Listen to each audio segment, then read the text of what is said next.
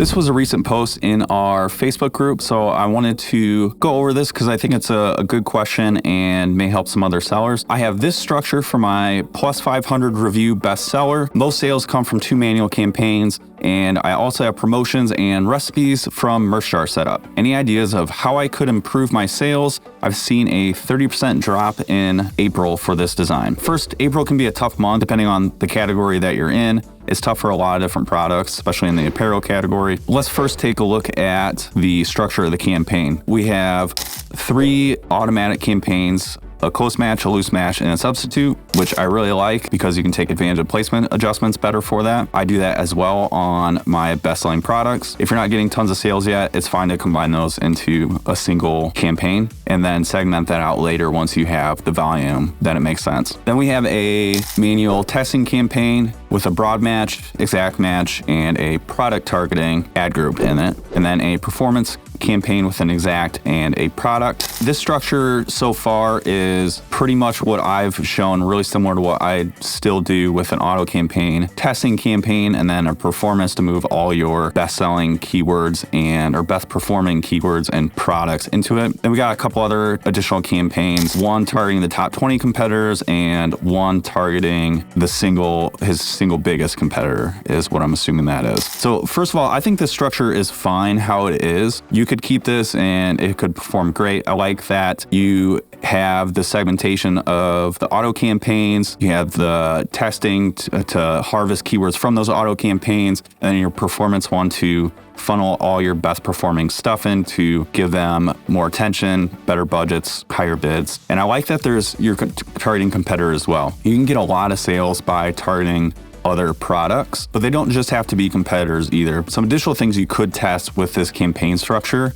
if you're looking to cast a wider net, get more sales. The first thing I would mix in is testing some phrase match ad groups, starting your testing, and these can work in performance. I've been liking those lately. I've been preferring them over broad campaigns and saw a lot of success over that over this past holiday season. So I would definitely start testing that. You could start with your best performing exact match and turn those into phrase match campaigns. Definitely, it's something that does take a little bit of a manual look at just to make sure you're not adding too many phrases where there's a lot of overlap with those. Figure out what your core keywords are and turn those into a phrase match. Next thing you could look at adding is a step after that performance campaign, the next level, which would be single keyword campaign. So you're taking your absolute best performing keywords and you're putting those in a campaign all by themselves. So there will only ever be one single keyword in it. This can be exact match, it could be phrase, it could be broad, but it's going to be your absolute best ones. You need to make sure there's still volume there. It's not going to make sense to have something like that maybe you only get one sale every couple weeks or whatever that looks like. So you still want some volume, but the reason behind that is then you can really take advantage of those placement adjustments. The placement adjustments at the campaign level apply to everything, every ad group and keyword in a campaign. So when you have multiple keywords inside, like assuming your performance campaign has multiple keywords, any placement adjustments you do to that is going to affect everything. And there's no way to attribute what the placement performance is of each of those keywords since it's all aggregated together at that campaign level. You just see that one. You could have one keyword performing extremely well at the top of search placement and all the other ones are just bombing and they're dragging that one down. You would just never know it because it's combining all that data together. Next thing you could test is something I call stat campaign, search term ASIN targeting. So this is another area you can target products, but they don't just have to be competitors like I mentioned. They could also be complementary products to yours or ones that people also buy in a similar category. And where I would start with these stat campaigns, so what this is taking a search term, cat tree, and you're going to target the top 10, 15, 20, 30 organic ranking products of that search term. So you take the search term like cat tree. If this is a term that you're ideally already ranking for, I would start this with terms that you're already ranking for to make sure there's relevance, that those products are already relevant to yours. And then you're going to target those top products on that search term that you're already ranking for. You can use a tool like Helium 10, Cerebro, or any reverse ASIN search so you can see which search terms you are ranking organically on. I would look at something you're already ranking in the top 20, 30,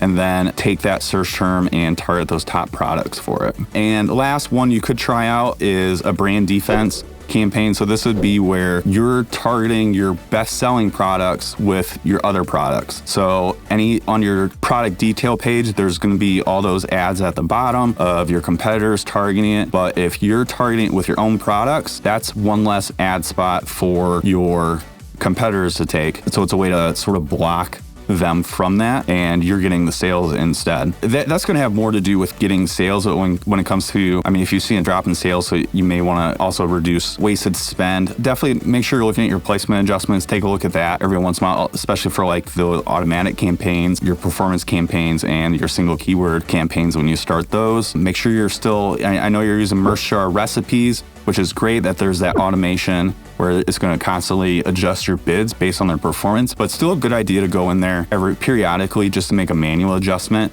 especially if we're doing small incremental adjustments every day. Sometimes our performance can take large swings pretty quickly, so it's good to be on top of that where you may need to make a larger manual adjustment every once in a while. Something like once a week, I think would be a good cadence for that, where you can make more of a 10, 15, 25% adjustment on those really poor performing campaigns if you're seeing things with really high ACoS. And make sure your negative keywords are intact, that you're adding negative keywords. You can use the promotions feature of Merchjar to do that, where it's automatically adding those. You may want to be a little more aggressive in that as well. A fewer number of clicks before you're negating them without a sale, for example. So that'd be something to look at as well.